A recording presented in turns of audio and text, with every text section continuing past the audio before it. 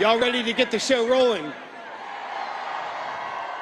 I've got the great honor of introducing our docket of speakers today, and our first speaker is Mr. Kevin Jenkins. He's a public speaker and a transformational executive at Urban Global Health Alliance as a CEO and founder, and at Freedom Travel Alliance as a CMO and founder.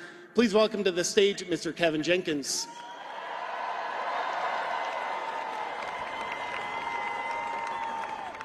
All right, y'all. Y'all know what to do. Raise those signs up. Raise those signs up. Let the world know that we are alive and that we are free. Are you free? Are you free? Are you free? Are you free? Now, let me tell y'all something. 58 years ago, there was a young man named Martin Luther King that heard God's call, that saw what was happening in America, and he found his God courage to fight for all of us. Not because we were black, not because we were white, not because we were Jews, not because we were Asian Americans, because we are Americans. Are we Americans? Now you gotta know, 58 years ago, that was a bad man. He came out here and said, guess what? I'm going to fight for every child. I'm going to fight for every woman. I'm going to fight for everybody, because guess what? That's what my God told me to do. To find my God courage, to find my hope, to find my way through. And he sacrificed himself for us. The question is, are we prepared to sacrifice ourselves for him? Are we prepared to sacrifice ourselves for our kids? Our children? Now, you know when I'm up here, I'm in charge. I want you to raise those signs one more time.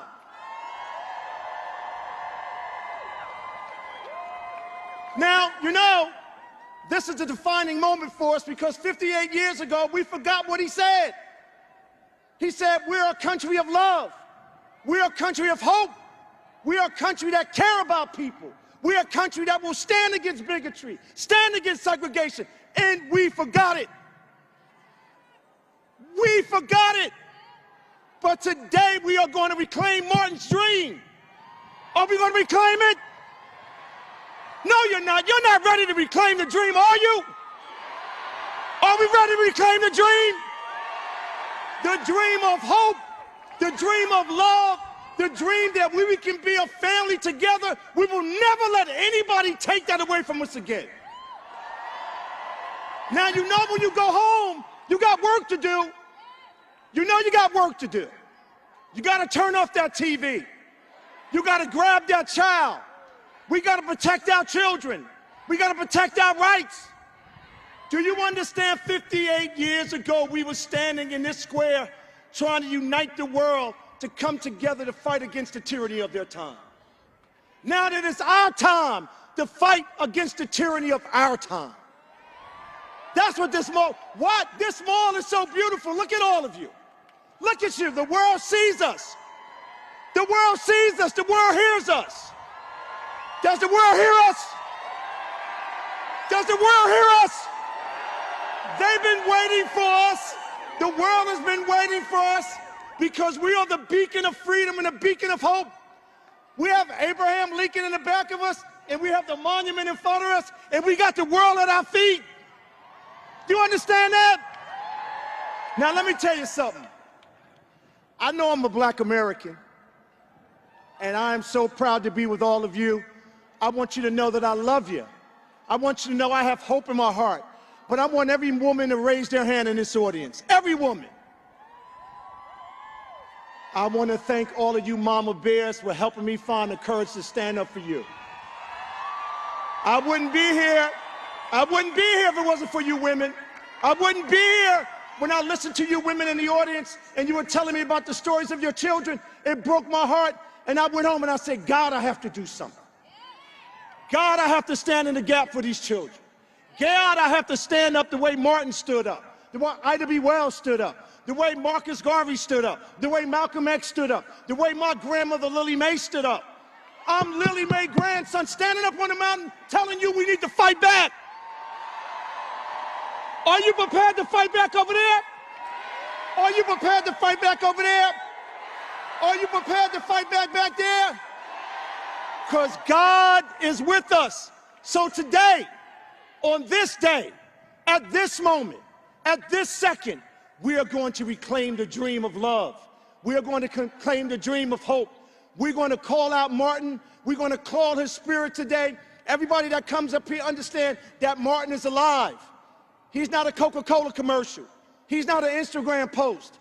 He's not a Facebook post.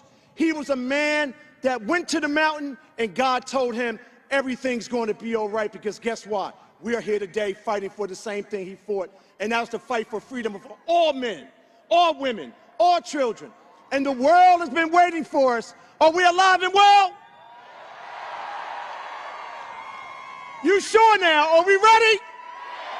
Now, I know y'all gonna start getting cold soon, but understand, when Jesus died on the cross and when Martin was assassinated, guess what? They sacrificed, so today we gotta sacrifice. Raise those hands. Raise those hands. All the way back there, raise those hands. Now, I want you to hug each other, because today the world will know, as Americans and free-loving people, we love each other. There you go. Show the world. There you go. Show the world. That's what we're about. That's right. I came to warm you up today. You're going to be on fire all day today now. All right. Now, I got one more thing for you to do. I want the world to hear this now. I got one more thing for you to do. You ready? I want you to quiet down. I want you to think of the spirit of Martin Luther King looking over you right now. I want you to quiet down. And I want you to inhale God and exhale fear. And I want you to know that if he was here today, he would be against mandates. If he was here today, he would be against anything that takes our freedom away from us. And I want you to inhale God and exhale fear. Because when you go home tomorrow morning, we will not know fear. We will know love. We will know power. We will demonstrate hope. And we're going to take our country back from these tyrants.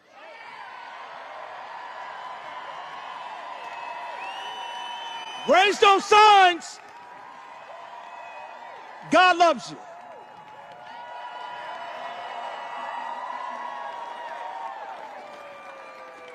Kevin Jenkins, ladies and gentlemen. On the stage with me is Dr. Ryan Cole. He's going to be helping me out. Y'all wouldn't be interested in hearing from some hero doctors, would you?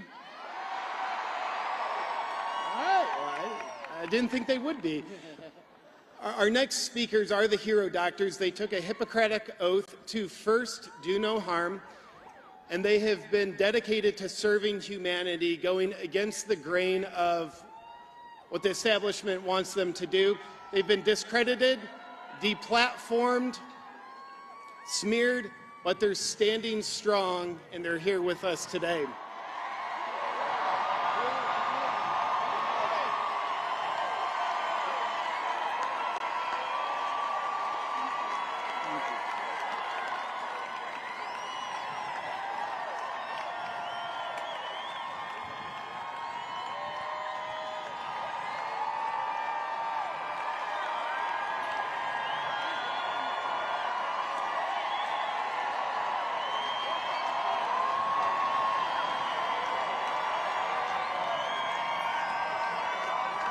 Thank you. Thank you. You are beautiful. Thank you. It is my distinct privilege and honor to introduce my colleague who has led truth and shined light on how to save lives. This is a man of humility, of distinction, of intelligence, of integrity, that many of you know, and if you don't, the world. He has probably saved more lives because of his willingness to speak out than anybody I know, and that is our beloved friend and colleague, Dr. Peter McCullough.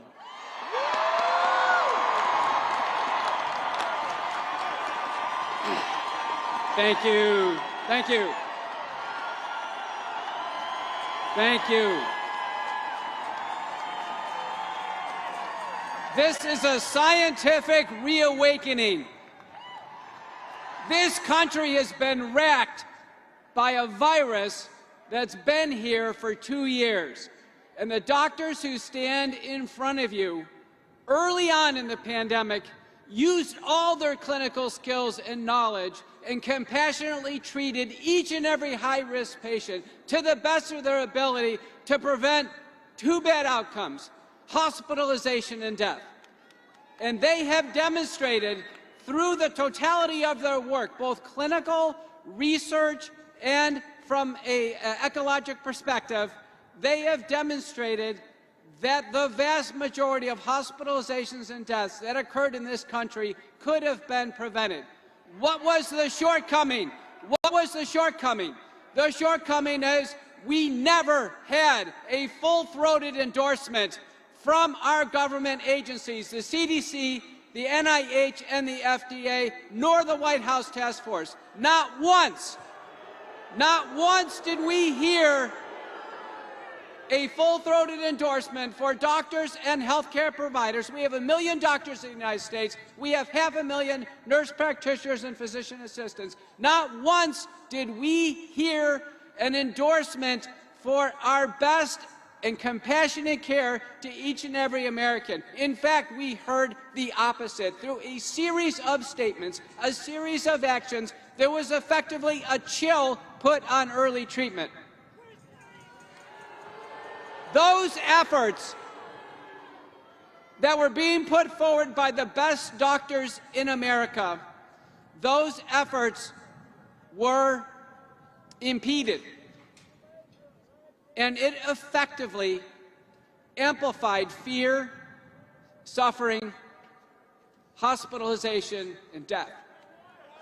And it affected the most vulnerable people in our society, our seniors, our people of color in this country. They were adversely affected in the most severe and in some cases the most final way. I can tell you, as we sit here today, there are 227,000 papers in the peer-reviewed literature in the National Library of Medicine cited in PubMed. Of those, 94,000 involve the outcomes of hospitalization and death. Of the totality of papers, there are only 1,400 papers, and I know because I've published them with this group on this stage in front of you, many of them, that outline a pathway to treating patients in order to prevent hospitalization and death. And by treatment, we reduce the intensity and severity and duration of symptoms, and by that mechanism, we reduce the probability of hospitalization and death. We have only heard a two-pronged strategy. One is to stay in lockdown, wear masks, social distancing, and wait for a vaccine. That's what we've heard the entire time. Now, there's not a single person here that is against the broad use of vaccines as we use them in our clinical practice, myself included. But when the vaccines were in development, we knew it was a gamble. I published that it was a gamble. It was a gamble of a lifetime, if not a gamble of all time for humanity. And what you're going to hear today is you're going to hear the careful vetting of the risks and the benefits and the totality of what we are looking at today. And I want to finish with a final thought, and that is we have three critical circles that all of you are in today. We have a circle of medical freedom. You have the freedom, you and you alone have the autonomy over your body. You have the freedom to determine what happens to your body. That is your sole possession. In many ways, it's the only thing you really have. That is your possession. That circle of medical freedom is inextricably linked to a circle of social freedom. And that social freedom includes your family and your employment and your faith, and involves your overall citizenry in any country that you reside, in any state that you reside. And that is inextricably linked to the circle of economic freedom. Medical freedom is linked to social and economic freedom. If we allow the circle of medical freedom to even be touched, let alone be broken, all the circles fracture. They all do, and it crumbles. The writing is on the wall, and the determination to preserve medical freedom is in your hands. It's in your personal hands. It can't be any more clear. This moment cannot be more decisive. So join me and join these heroic doctors and nurses and others in helping bring America home. Thank you.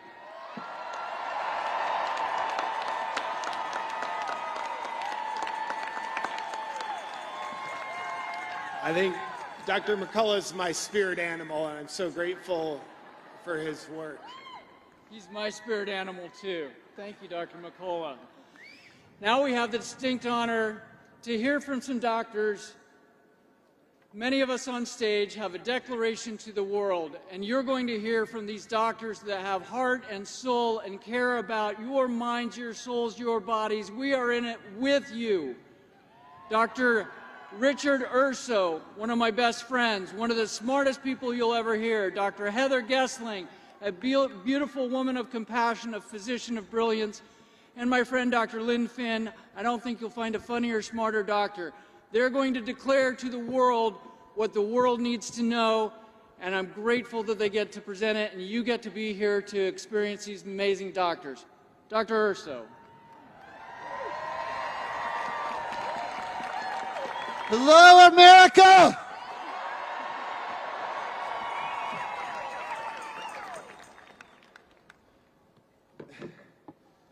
All right, we stand before you today, and we are not one doctor. We are 17,000 doctors. And scientists. That's more than the NIH, more than the CDC, and more than the FDA. These are all signed and verified. There are powerful forces against us, as you know. The news media. Does anybody trust the trusted news media? Do you trust the CDC and the FDA? Do you trust Fauci? All right. We've been fired, censored, erased from Wikipedia, but we're standing strong because we are with you. So today, again, we represent 17,000 doctors and scientists and humanity. We have 3 virtually indisputable recommendations backed by high-quality data. And I have one ask for you today. Today, you're going to hear the truth. And I ask you to have courage and join us to help our future generations resist this tyranny.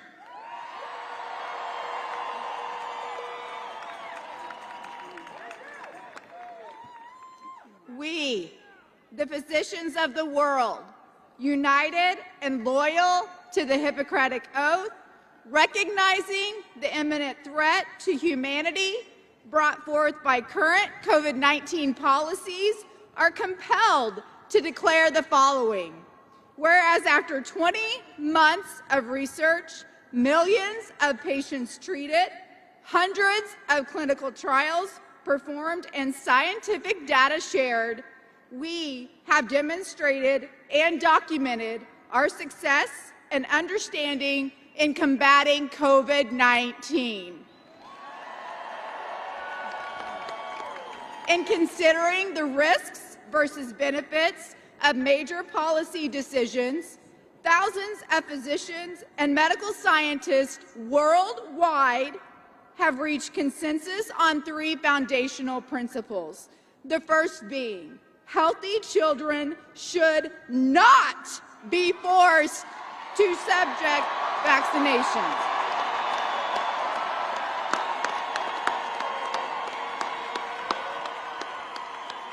They face negligible risk from COVID, but face potential, permanent, irreversible risk to their health if vaccinated, including heart, brain, reproductive, and immune system damage.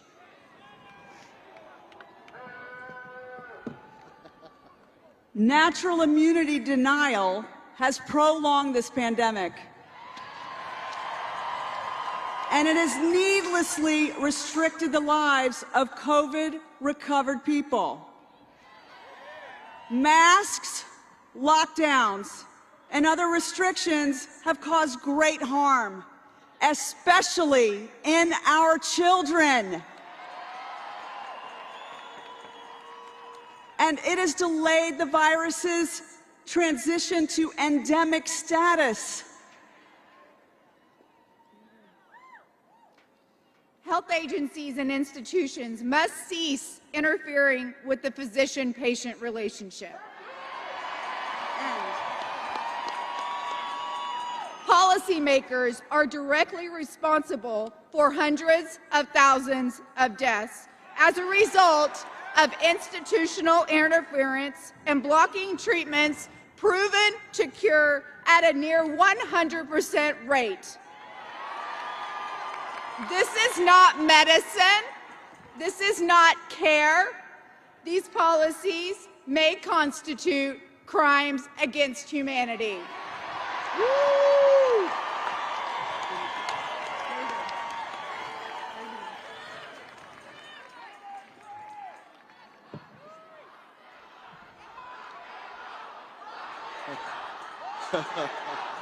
I love it!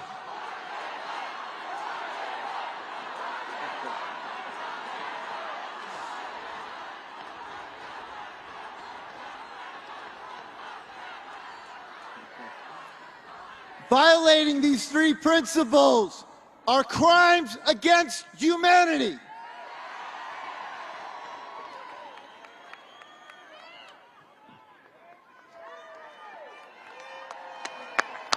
Thank you, doctors.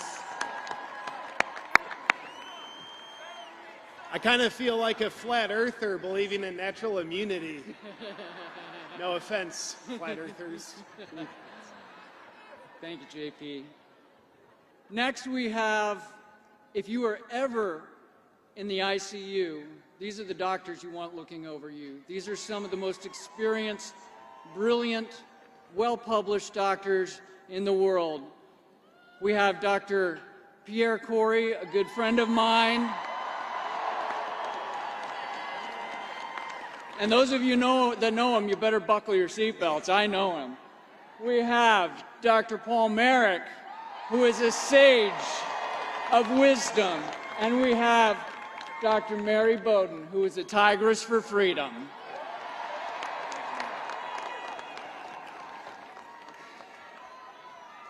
I see you, I hear you, I feel you, and I thank you. We need you. We are fighting a war. It's a war on our health. It's a war that's been going on for decades, and it's waged by the pharmaceutical industry. They have always put profits before patients. That toll has been heavy over the decades. It is now a crime against humanity. That war that myself and my colleagues and my organization, the Frontline COVID-19 Critical Care Alliance, We've been fighting that war. We're fighting for ourselves, our patients, and all of you. We are fighting against Big Pharma. They have controlled and captured our health agencies. Every single policy that they have issued out of those agencies the entire pandemic was written by the pharmaceutical industry. And that is a war on repurposed drugs. We've known now for 2 years that there are cheap, safe, highly effective, and widely available medicines that can treat this disease. That information has been suppressed. We are in a war of information. That's why we need you. We have to get this critical information out to save people. People are dying. They are killing us with censorship and propaganda. They are manipulating the minds of millions. Most of the healthcare system, many of my fellow physicians are completely brainwashed into believing that there is no treatment. They tell us to vaccinate ourselves endlessly and boost ourselves, even though that single strategy has failed, is failing, and will continue to fail. It must stop. Every time I try to speak out or we try to publish a paper, the medical journals reject them, retract them, and they won't review them. We are being starved of critical information. The media ignores us. They've captured the television stations and the newspapers. They will not allow any information about nonprofit, low-cost medications to reach the masses. And people are dying. They are dying as a result of those actions. We need to stop the dying. We have treatments that work. We've known they work. And this isn't about ivermectin or hydroxychloroquine or fluvoxamine. It's about the war on repurposed drugs. And we're trying to win that war. We are winning that war, and we will win that war. And so I see all of you guys. I am so grateful to see America showing up. That's what we do. We are Americans, and we resist tyranny. Enough with the medical tyranny.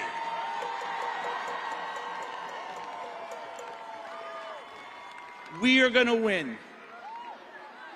The phrase, live free or die, has never meant more to me than it does now.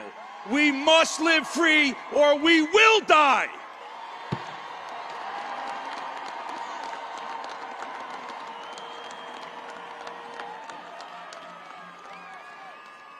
Hi, everybody. I'm the doctor suing the hospital in Houston, Texas. Methodist Hospital in Houston, Texas. And I bring up here Jennifer Bridges, also suing Methodist Hospital in Houston, Texas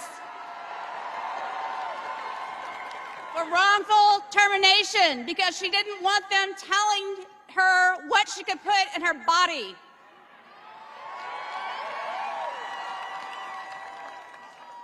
I have treated in the last 6 months over 2,000 patients with COVID. I have helped them. I have given them monoclonal antibodies. That dirty word that we all know. What is it? What's that word? Ivermectin.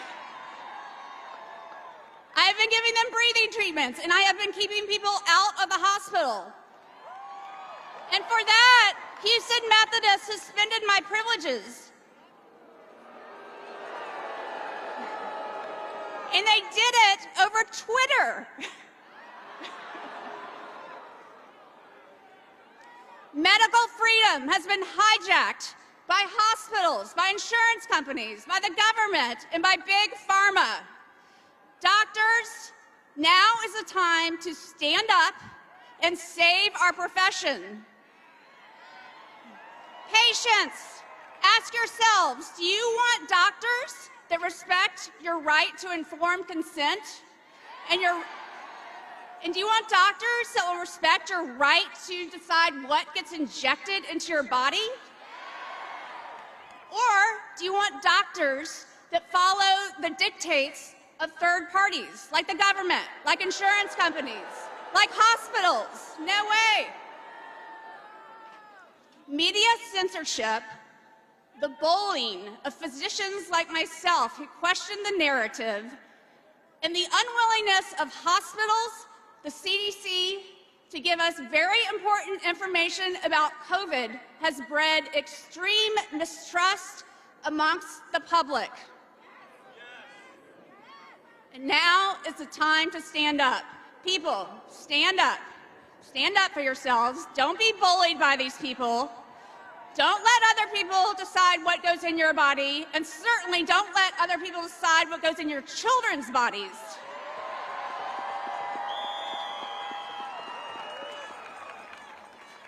Thank you all for coming out here and supporting us. Thank you for all the kind messages that you have poured upon all of us up here. We really appreciate it, and I would follow my journey as I take Methodist Hospital down.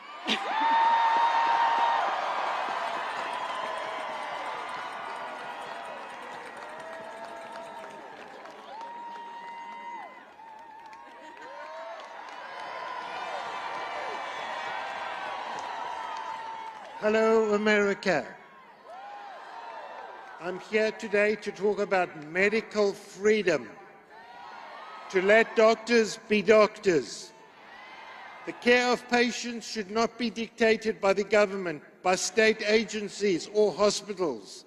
They are interfering with the sacred patient-physician relationship.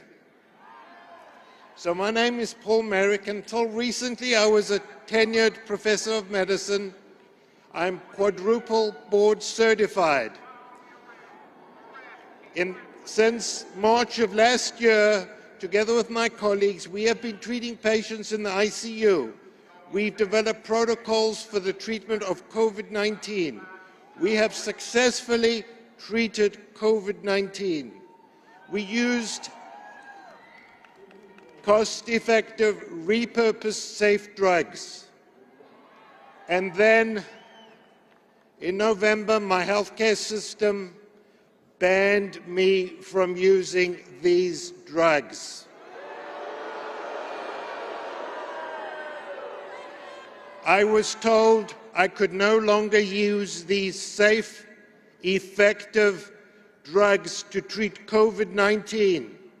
I was forced, or they tried to force me, to use remdesivir. We know remdesivir is a toxic drug that kills people. They refused me to treat patients the way I wanted to treat patients. Let doctors be doctors.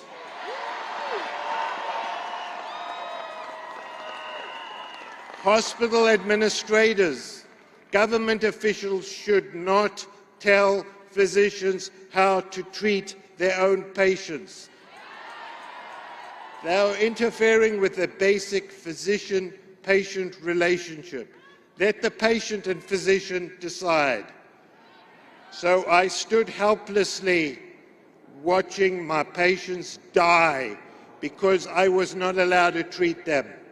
As a clinician for 35 years, do you know how heart-wrenching that was? It was awful, and we need to stop this medical tyranny and let doctors be doctors and do what doctors do. Thank you.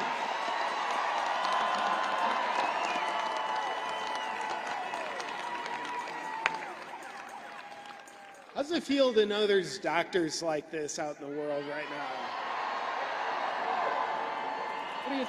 What do you think? Is it a crazy idea to let doctors be doctors, to let patients be patients, to let them have a relationship where they care about each other? It's a little bit radical.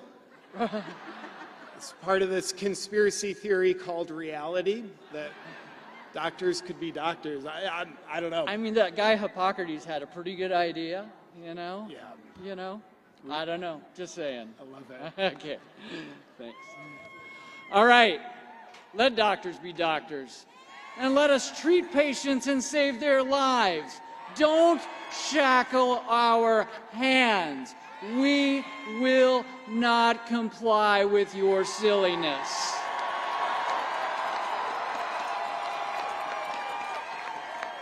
Now I have the privilege of introducing another group of brilliant thinkers, brilliant minds. And that's the beauty of this today, is we have critical thinkers from all walks of life, all political parties. This virus is not political, it's not red, it's not blue, it's not purple. It's about humanity, and we are here for humanity today. Next, we get to hear from Dr. Paul Alexander, a brilliant thinker, a brilliant man who has brought the truth together in an easy-to-understand format. We have a woman who has a heart of gold and compassion, Dr. Kat Lindley. You'll get to hear from little old me for a second, and then we'll get to hear from another hero, Dr. Aaron Kheriaty. Dr. Alexander. Hi everyone. Listen, first of all, I want to say let's give it up for our police.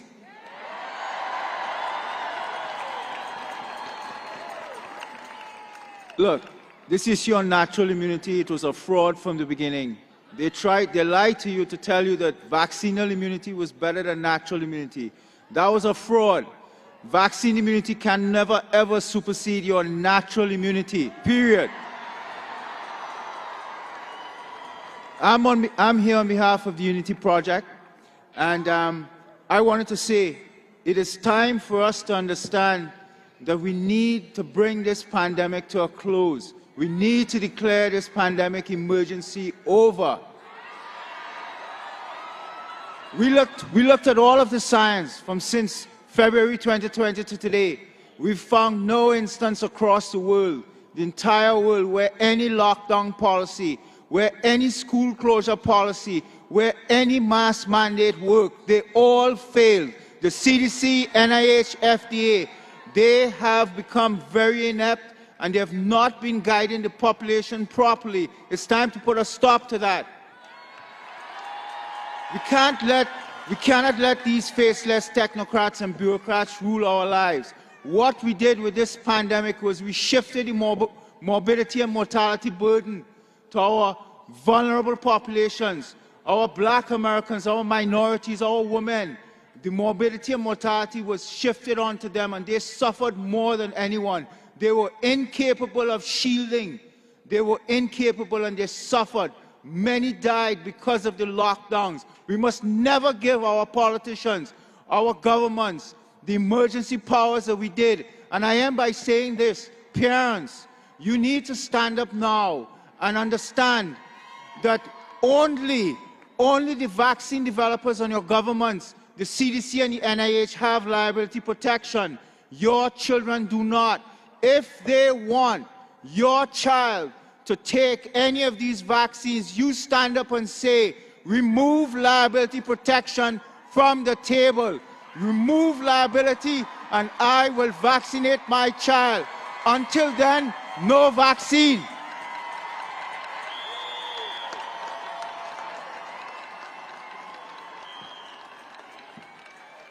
Natural immunity denial is the Achilles heel of the vaccination program. Did you know that SARS-CoV-1 patients from 2003 are still immune to SARS-CoV-2 18 years later? In the recent study from Israel, vaccinated patients have a 13 times increased risk for infection over natural symptoms immunity. There are 143 studies showing the superiority of the natural immunity.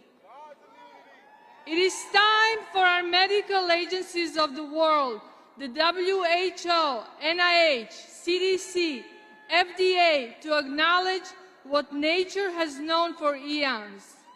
Natural immunity is superior.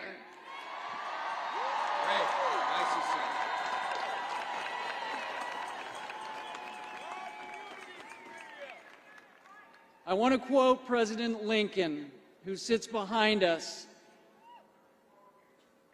You can do that too. He was a good man too. Abraham Lincoln said, America will never be destroyed from the outside. If we falter and lose our freedoms, it will be destroyed because we destroyed ourselves. The pandemic is ending. The narrative has cracked, and the dam is flowing. Other nations have opened up. You can be on the wrong side of history or on the right side of history, but the people in front of you and the people in this crowd are on the right side of history.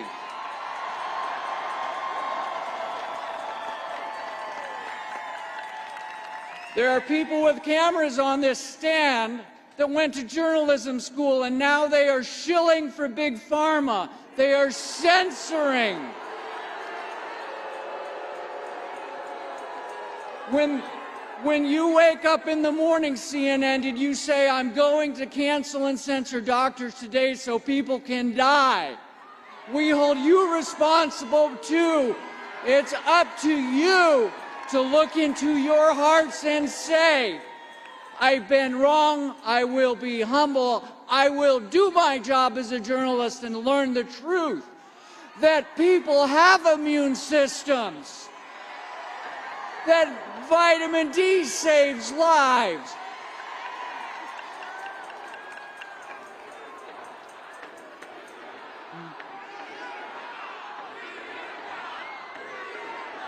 Okay. But as I say that, we're here in unity and love, and I love them enough to know that they're going to be smart enough to actually do the research and change their mind. They don't need the paycheck from pharma. We get the paycheck from being humans. The paycheck is having a good heart and having connection and humanity, because that's good for your immune health.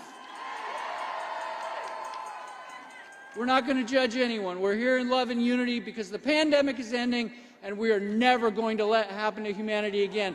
The heroes of the pandemic were canceled. We will never allow mandates on humanity again. And we made a vow. History does not repeat itself. History is a poem that rhymes with itself. And I hear those evil heel clicks of history. That is a poem, a mandate we need to erase. That is a poem and a piece of history we will not repeat.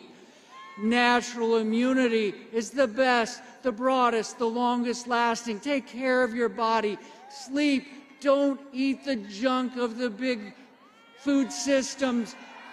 Get your vitamin D, your vitamin D, your vitamin D.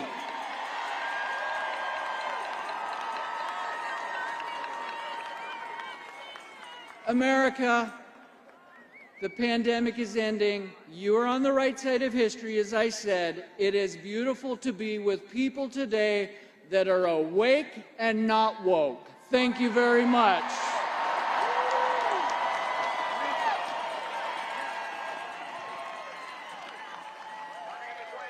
Look to your left, look to your right, look in front of you and look behind you, my friends. You are not alone. Last August, I challenged the University of California's vaccine mandate in federal court. 3 months later, the University of California fired me, where I had spent my entire career as a professor in the School of Medicine and director of the medical ethics program. But I'm not backing down. I continue to fight because there's a human right not enshrined in any constitution, and that is the right to truth. And no right has been more systematically trammeled in the last 2 years than this one. Our ruling class has seen in COVID an opportunity to revolutionize society. Recall, for example, how the phrase "the new normal" emerged almost immediately in the very first weeks of the pandemic. The specter of asymptomatic spread, which never had any scientific basis, turned every fellow citizen into a potential threat to my existence. It would be hard to devise a better method to destroy the fabric of society and to divide us. We can't let this happen. We're done with this.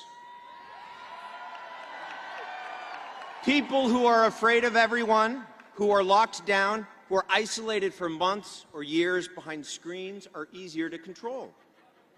A society grounded in social distancing is a contradiction. It's a kind of anti-society. The pandemic was then used as a pretext for expanding state powers beyond all previous limits.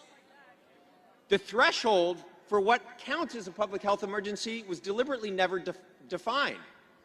So this state of emergency continues indefinitely with no end in sight.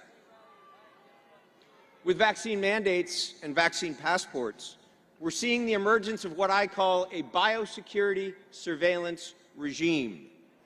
The welding of digital technologies, public health, and police power are leading to unprecedented invasions on our privacy and intrusive methods of control.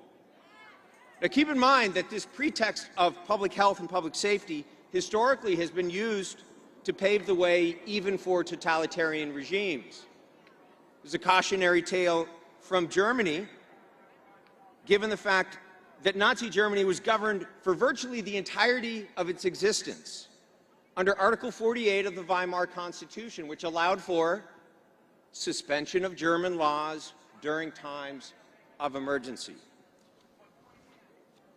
Recall also the name of the group that carried out the infamous Reign of Terror during the French Revolution.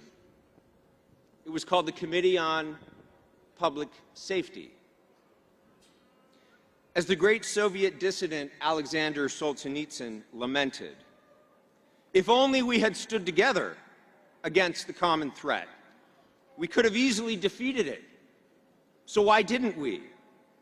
We didn't love freedom enough. We hurried to submit. We submitted with pleasure. We purely and simply deserved everything that happened afterwards." We will not go down that same path, my friends. That's why we're here. We will stand together. We will resist together, peacefully and nonviolently, but with steadfast courage and without compromising, without giving another inch. God bless you all. Thank you.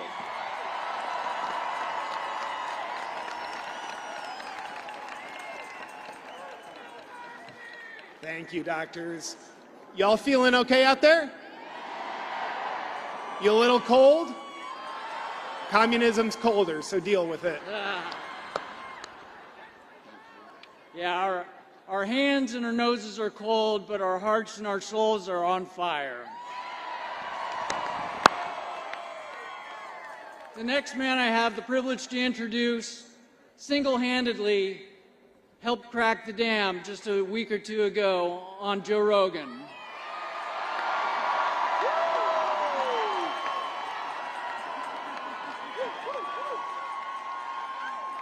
And I know he wouldn't be here without the strength of his beautiful wife. So let me introduce to you Dr. Robert Malone and his beautiful wife, Dr. Jill Malone.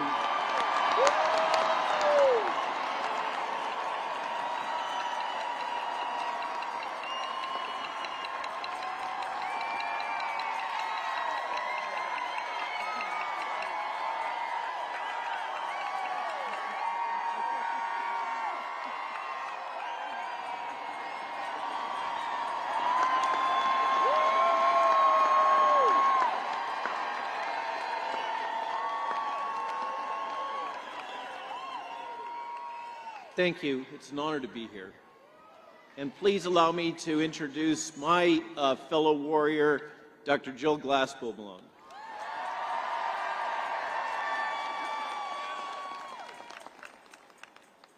In March of 1963, a great man came to Washington, stood on the steps of the Lincoln Memorial right there, and changed the world by speaking from his heart about his dream. Simple words that continue to resonate through time. We all stand on the shoulders of giants. The simple truths are what matter most. Honest words, spoken from the heart, can change the world. I'm a physician and a scientist, highly trained and experienced in developing vaccines and other medicines. But I've also been a carpenter and a farmhand. In my life, my wife, my family, my friends, and my treasured horses have provided all that I could hope for. It's not been an easy life, and I've seen hard times, as many of you have. In walking my path, I've traveled from the arrogance and hubris of youth to arriving at awareness that peace and happiness flows like a fountain from a commitment to kindness, good works, and striving to help others. I come to you with an open heart as a physician committed to healing, bringing 3 simple words, each of which ring like bells in the soul of honest people. Integrity, dignity, community. Integrity is a commitment to truth in what you say, how you live, how you treat others. Dignity flows from respect for ourselves, for each other, and for the world we live in.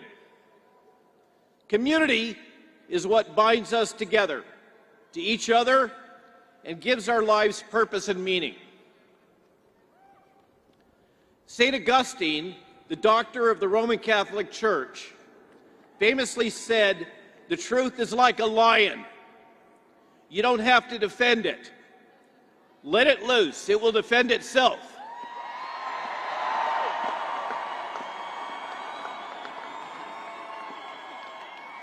Harry Truman, a warrior against war profiteering, something we could use more of now, famously said, "I just tell the truth and they think it's hell." These are my truths, and I believe they're self-evident.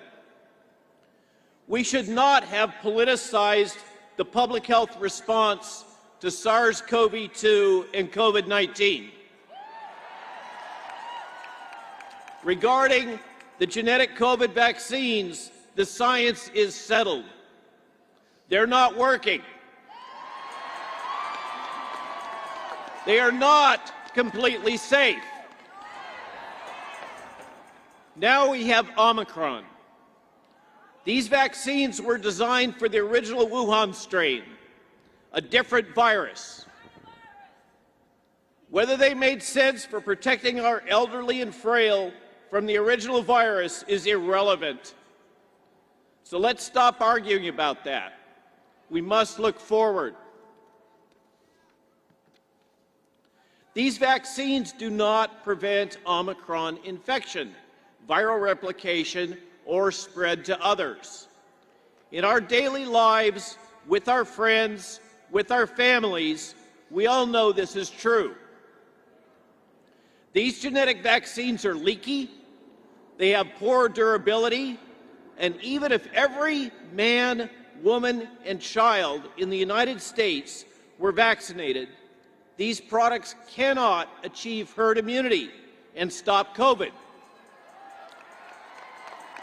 They are not completely safe, and the full nature of the risks remain unknown. In contrast, the natural immunity which healthy immune systems develop after infection and recovery from COVID is long-lasting, broad, and highly protective from disease and death caused by this virus. If there is risk, there must be choice.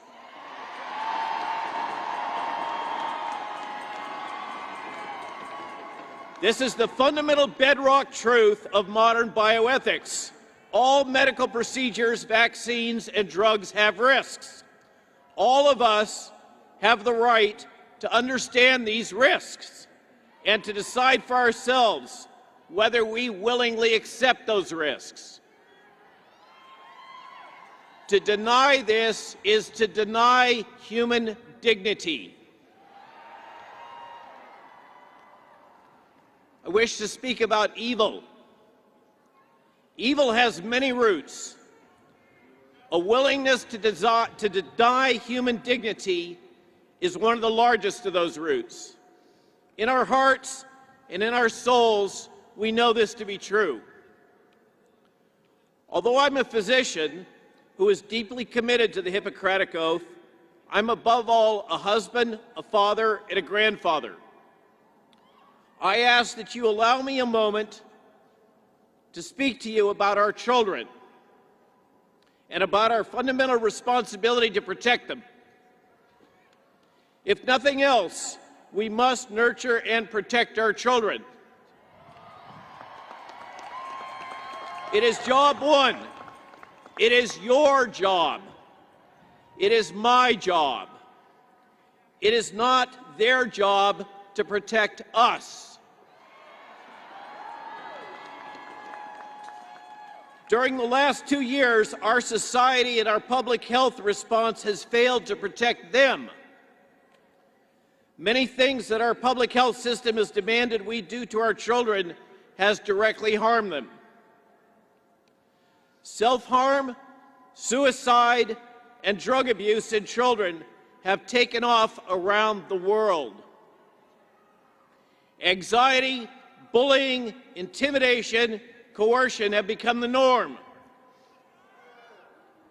Measured IQ in the very young has dropped. Fundamental childhood delays are easily measured. And both physical damage and death of our children from injecting them with genetic vaccines in order to protect the elderly from a virus is occurring. As a parent, those that are parents or are going to be parents, it is ultimately your responsibility to protect your children. If they're harmed by these genetic vaccines, you are the one that will have to take care of them. And you will carry the burden for the rest of your life and theirs. On average, between 1 in 2,000 and 1 in 3,000 children that receive these vaccines will be hospitalized in the short term with vaccine-caused damage. Only the passage of time will we know what long-term damage may occur to these children. The vaccines do not protect our children from becoming infected with Omicron. They do not prevent infected children from infecting others. In contrast, the pharmaceutical companies and the government are almost fully protected from any damages these products might cause to them. If your child is damaged by these vaccines, you will be left alone with both your grief and the burden of care. These genetic vaccines can damage your children. They may damage their brains, their heart, their immune system, and their ability to have children in the future. Many of these damages cannot be repaired. So I beg you, please, get informed about the possible risks that your children may be damaged by these experimental medical products. Don't let anyone tell you what to do. Think for yourself. Because it's your responsibility to protect and nurture them.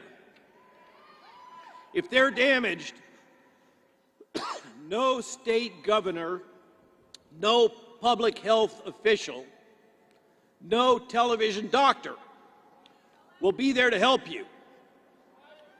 You, your family, and your child will have to carry the load yourselves. Pardon me. Finally, I wish to leave you with hope. We will get through this.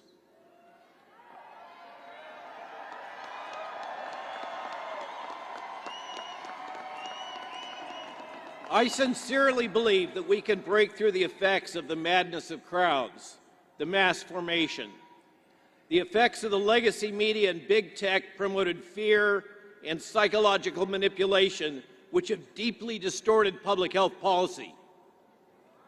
Omicron is destroying the approved narrative that the vaccines are safe and effective, and that early drug treatment does not work. The dark winter predicted by our president and pushed by fearmongers in the media is failing to materialize. I recently returned with my wife Jill from a trip to Europe to work and learn with doctors Gert van den Bosche and Matthias Desmet. I was reminded once again by them, as I'm reminded by all of you, that Americans are fundamentally good people. The world still believes in the American experiment in self-governance. The Davos oligarchs have demonstrated their gross incompetence to all the world over the last 2 years. They have neither right nor ability to govern America and Americans. We are a free people.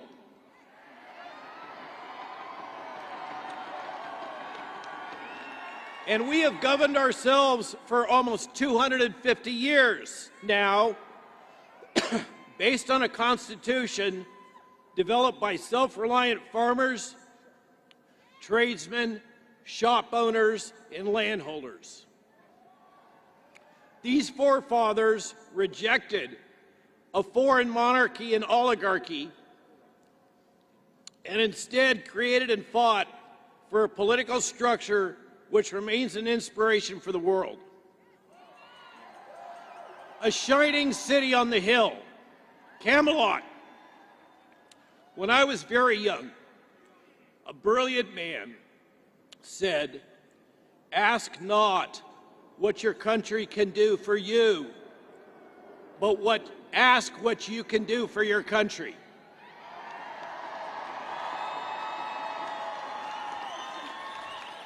This is our country. We own this amazing gift, but we must defend it if we wish to keep it. Today, I ask all of you to keep that brilliant young man's words in your mind and heart. We can all be leaders, and now is the time to step up to the task. We will survive this, and we will overcome these hardships if we could just keep these 3 simple words in our hearts: integrity, dignity, community. So fight for your children. Do not comply. I thank you so much for your time and attention.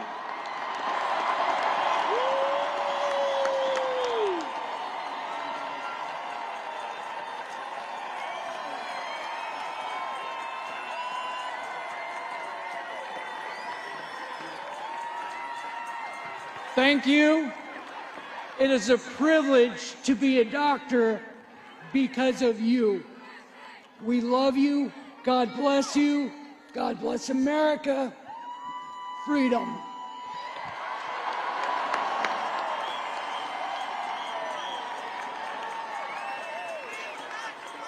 Home of the free because of the brave, and these are brave doctors. Thank you guys for serving your patients and serving your country. I have the pleasure of introducing our next artist. You may have heard his music recently on Glenn Beck or The High Wire with Del Bigtree. His latest single, Sad Little Man, has reached #1 on Apple Music and the Amazon charts. Shout out Big Tech. Please welcome Brad from 5 Times August singing Silent War. This is beautiful, y'all. I'm honored to be here today. This song goes out to everybody fighting for truth, freedom, our kids, the future, all of you who showed up today, everybody watching all around the world. This is called Silent War.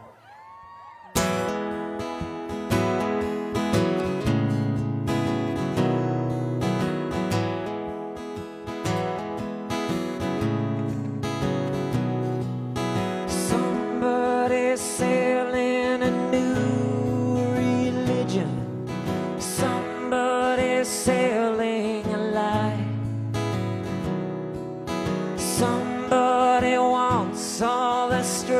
and division is driving us out of our minds. We're telling the world not to trust their own eyes. We're telling the people we're wrong. They're keeping the truth for their power and gain, and taking whatever we've got.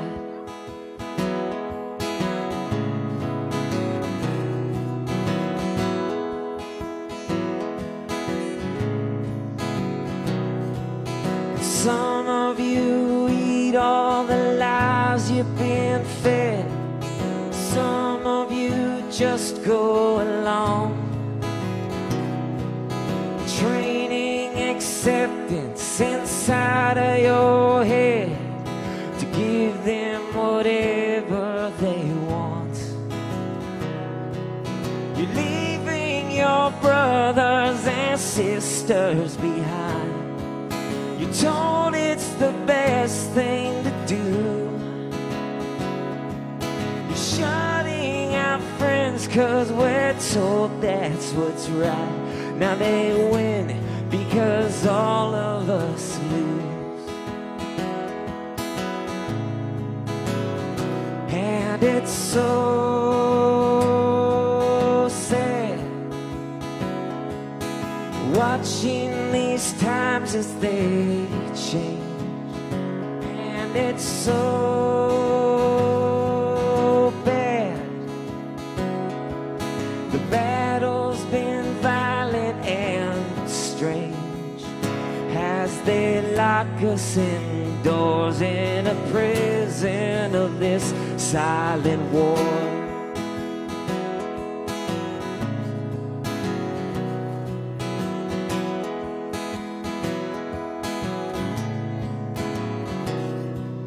Someone is trying to sell you the cure, the same one who made the disease. And they'll try to convince you and make you feel sure, but hey, there ain't no guarantees. They covered your mouth and they've tied back your hands. They did it to all of the kids, and nobody knows all the damage that's done, and won't ask until the master permits.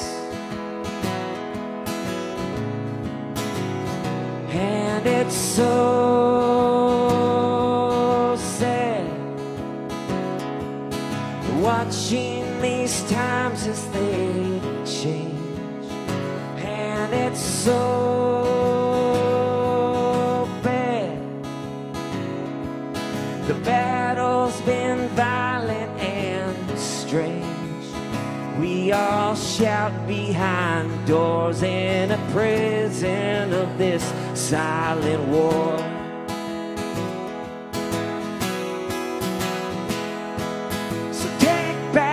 Freedom and fight for your life. Stand up before it's all gone. Take back your freedom and fight for your life. Stand up before it's all gone.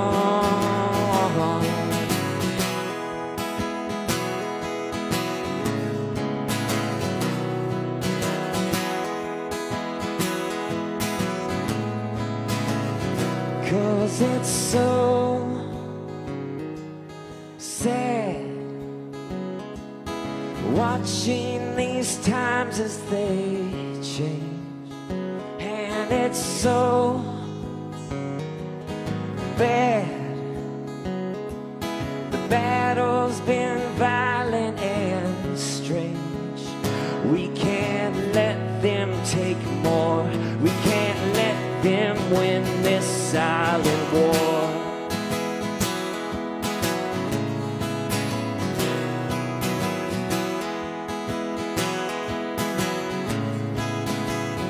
So take back what is yours. Do not let them win this silent war.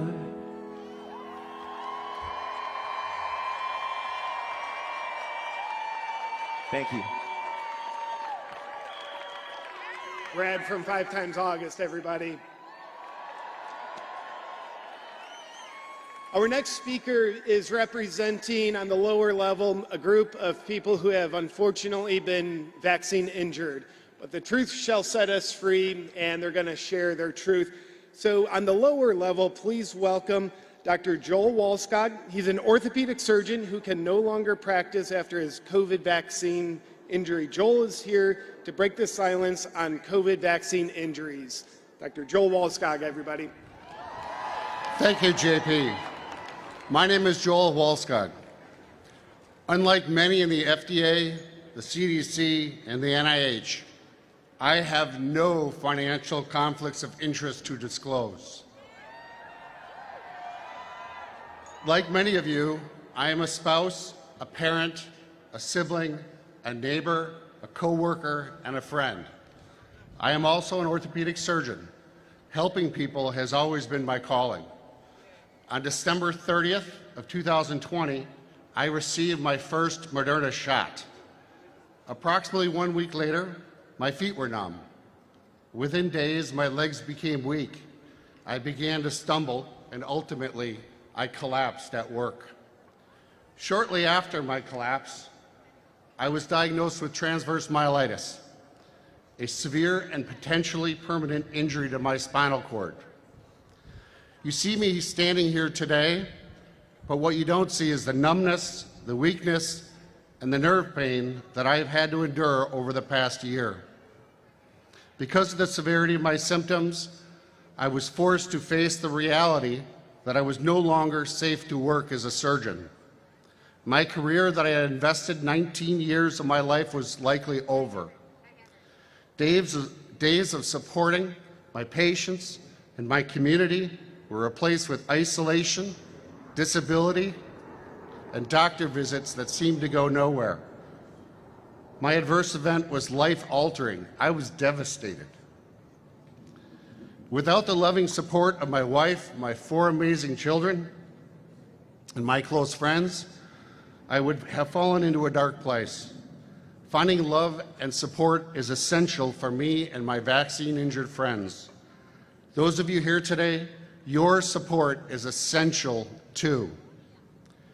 During this journey, I had the true blessing of meeting Brianne Dressen, whose life was altered by AstraZeneca. I also met children like Maddie DeGarry, who is now confined to a wheelchair, and parents like Ernest Ramirez, who lost his son.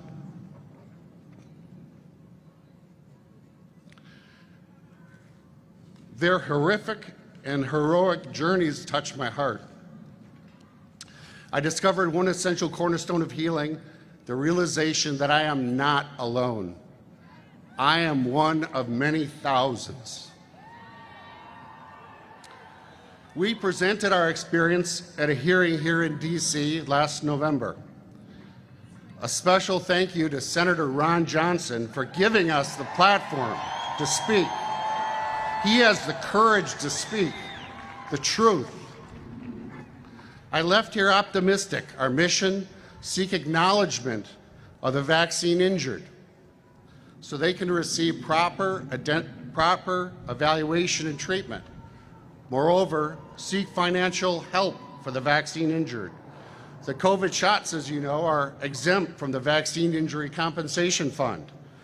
The government and the pharmaceutical companies are protected from any litigation. React 19 is a grassroots, totally independent patient advocacy group launched by COVID vaccine injured for the COVID vaccine injured. In the last 2 months, we represent over 12,000 vaccine injured.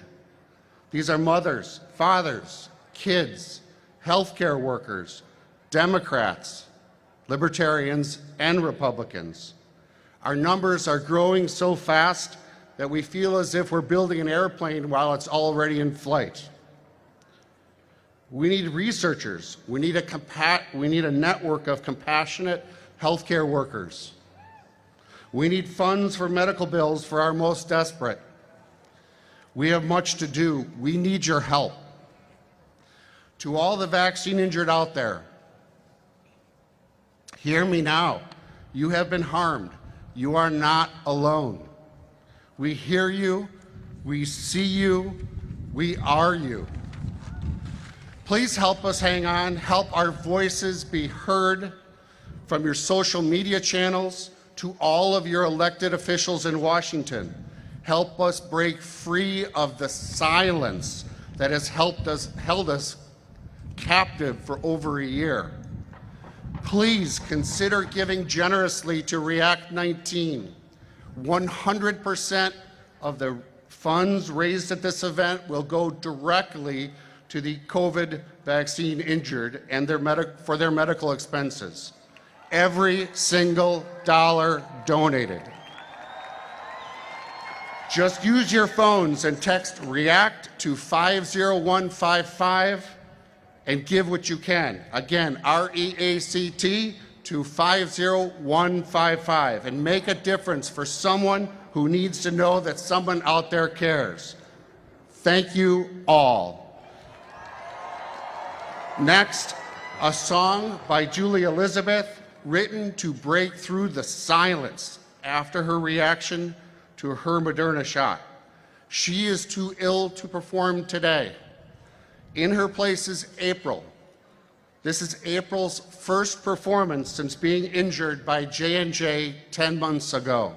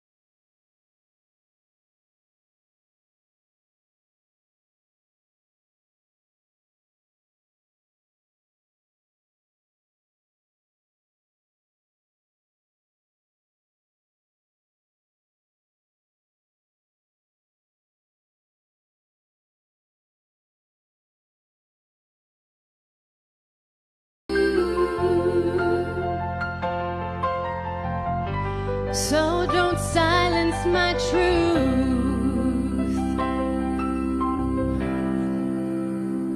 If the government won't help us, if the drug companies won't help us, who will help us?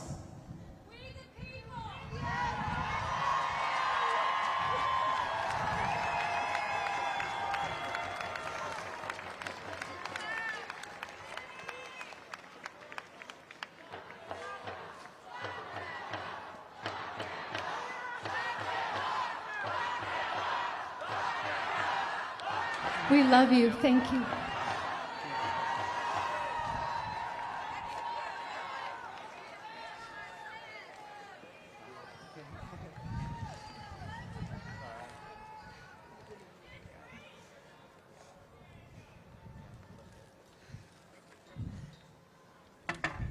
Hey everyone. Thank you so much for being here, and we love you guys so much. This is so amazing. Couldn't imagine all the support that we had today, and yeah, we're on the right side of history, so it's good to be here. My name is Kyle Warner, and the last year has been rough to say the least. I've watched friends and family lose loved ones to COVID. I've seen politicians and corporate media continue to divide the country, and in June of 2021, after being promised that the COVID-19 vaccines were the tested, safe, and effective solution to the pandemic, I was seriously injured by my second dose of Pfizer. As a professional athlete, this came out of nowhere. I had spent the last decade relying on my heart and my body as my primary source of income. I was so used to it always working. Exercise was my outlet, racing bikes my job. I took that for granted, and in an instant, I went from winning mountain bike races to being completely bedridden. The last 7 months have been a revolving door of doctors, hospital, and cardiology visits. I've been unable to work and have spent tens of thousands of dollars out of pocket in hopes of getting my old life back. Immediately after my injury, I was quiet. I didn't want to create any hesitancy because I just kept being told my injury was extremely rare, and I drew the short straw. After suffering in silence for a few months, I was desperate to find answers, to finally hear something other than, "We think this will get better eventually."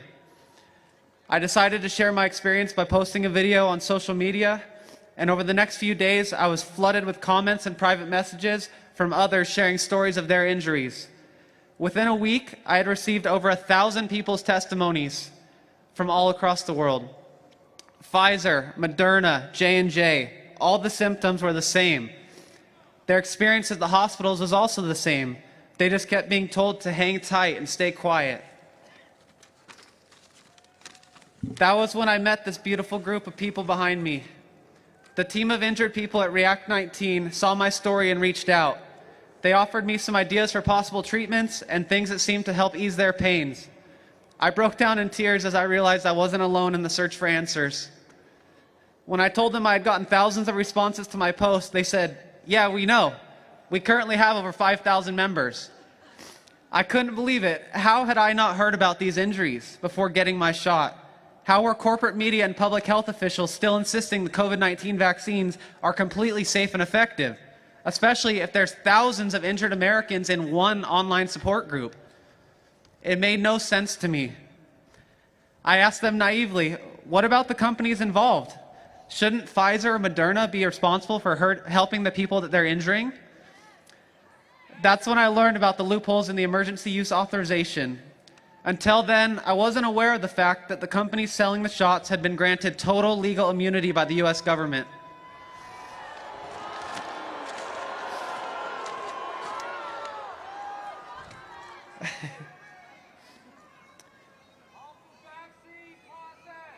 Even worse than that, I learned that the COVID vaccines are not eligible for the Vaccine Injury Compensation Program due to their unapproved status. This means that none of the injuries behind me qualify for the government aid program specifically established to help injured Americans with vaccine injuries. Zero corporate liability, zero backup plan. What could go wrong? Well, since September, our little group of 5,000 injured people has grown to more than 12,500. Each one of my friends behind me represents more than 1,000 others in React 19 who have been injured by the COVID vaccines and could not be here today. This is real. People are being harmed. People are losing their livelihoods and in some cases their lives, while the government and companies like Pfizer sit by and watch. Not only are our calls for help being ignored, we are actively being censored and discredited by mainstream media.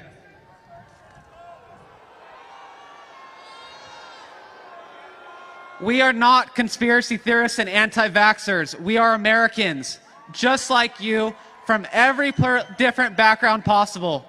Yet we are united by one thing. We were asked to do our part by our country and then cast aside in the name of profit.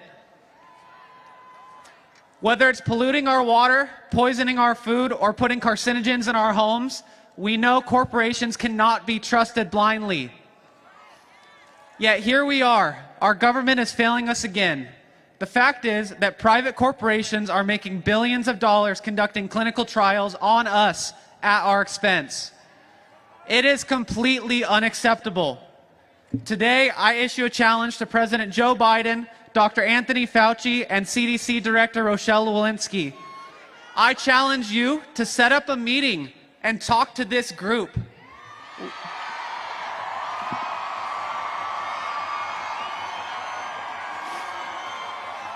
Look them in their eyes. Acknowledge their suffering. Admit this is real, not just rare. If they won't talk to us, maybe Joe Rogan will.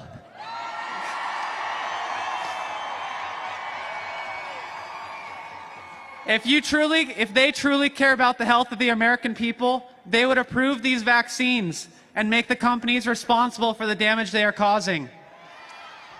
If in fact these injuries are so rare, it won't impact profits much at all. I promise their favorite lobbyists won't be too mad. But to even consider requiring a vaccine that no one will stand behind is a total disgrace to the very idea of America. We shouldn't be here.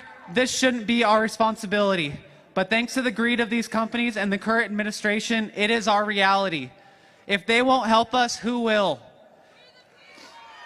Please consider supporting the injured by texting REACT to 50155. And please join us in a moment of silence to acknowledge those who have been injured by the COVID-19 vaccines. My friend Ernest behind me, he lost his son, his 14-year-old son, to myocarditis from Pfizer. Ernest, your son's life deserves to be acknowledged. Your loss deserves to be acknowledged. We love you guys. Please join us in this moment of silence.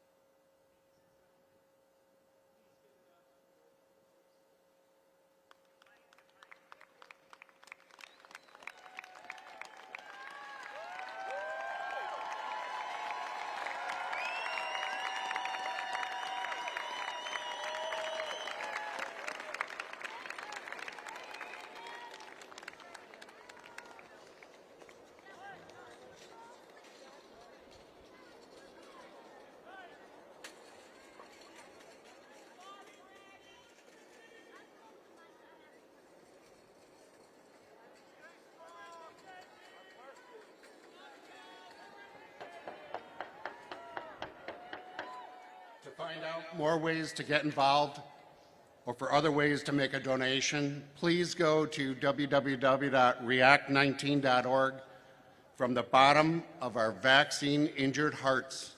Thank you.